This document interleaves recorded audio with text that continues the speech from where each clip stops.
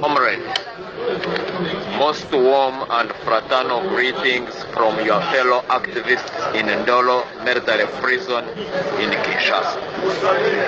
As you are aware, we continue to be held in military detention without trial for 4 years now. While we are chained in here, we know that the heavy yoke of despotism weighs you down out there.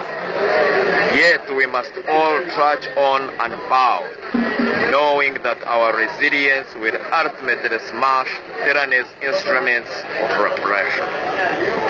Friends, Uganda is at a painful but defining moment in its history.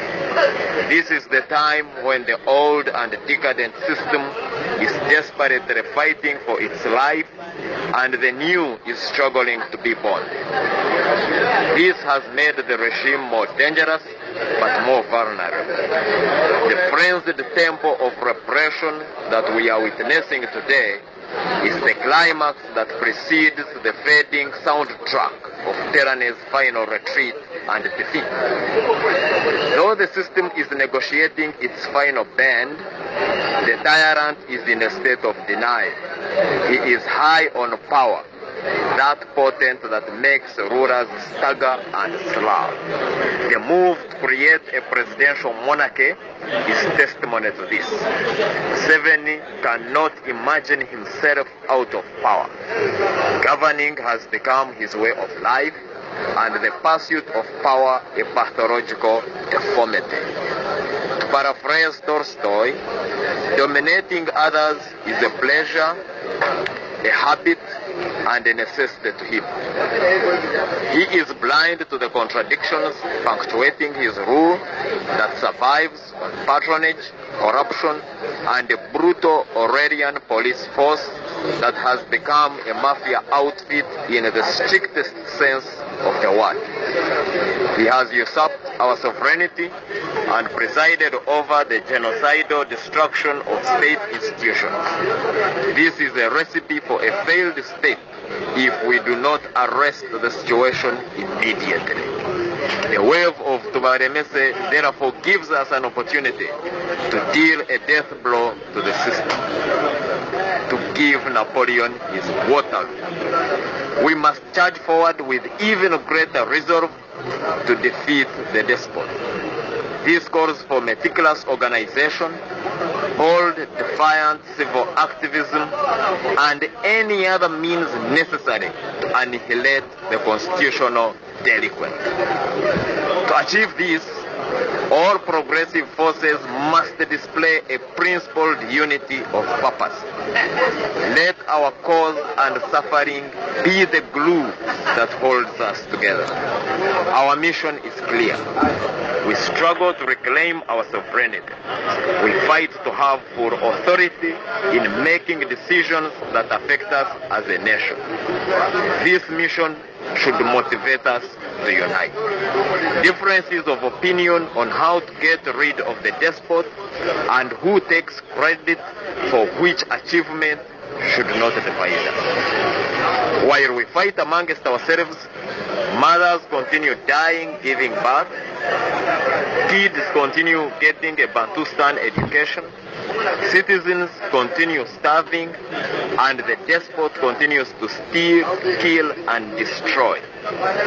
We would wish to make an impassioned plea to those that still believe in the power of persuasion and diplomatic niceties in dealing with the despot. Dear friends, know that tyranny is never fondled out of power. It is forced out. It is never kissed out of power. It is kicked out. Dictators are never smiled out of power. They are smoked out. And they are never convinced to relinquish power. They are compelled out of power. The longer we take to realize this, the more we subject the nation to prolonged and unwarranted suffering. Merely condemning in the strongest terms possible the despot's dastardly acts without taking active measures of storming the Bastille will not help us win our freedom. Fellow youth, do not wait to light the world when age has turned the revolutionary flame in you to ash. Now is the time to take your place on the stage and shape your destiny. The generals tormenting us today were not born with two umbilical cords. They also once waited their mother's laps. However, they avoided the easy route and took hard choices in life. Today we are all struck by them. You too can be all you want to be if you dream big, act bold, and not give up. The future begins today, and it is in your hands. The downtrodden, let us resolve to liberate ourselves by all means necessary. We must realize that we do not have the luxury of choosing between fashionable and unfashionable means of winning our freedom.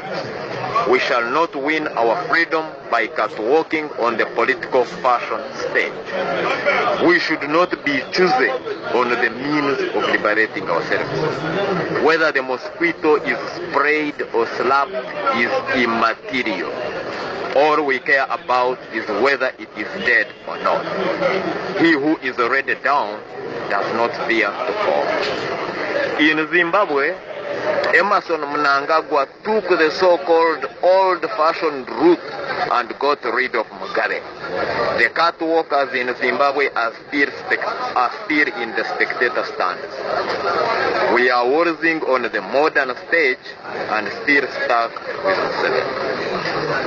To the tyrant, we say, know that though our souls are battered, we are not broken. The scars you have inflicted on our hearts are the indelible seal of our freedom's price.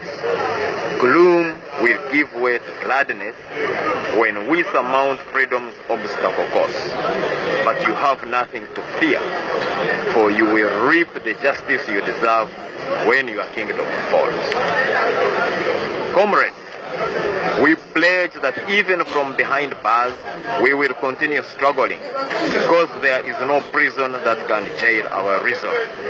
We have composed songs as our humble contribution to the gallant efforts that you are making out there.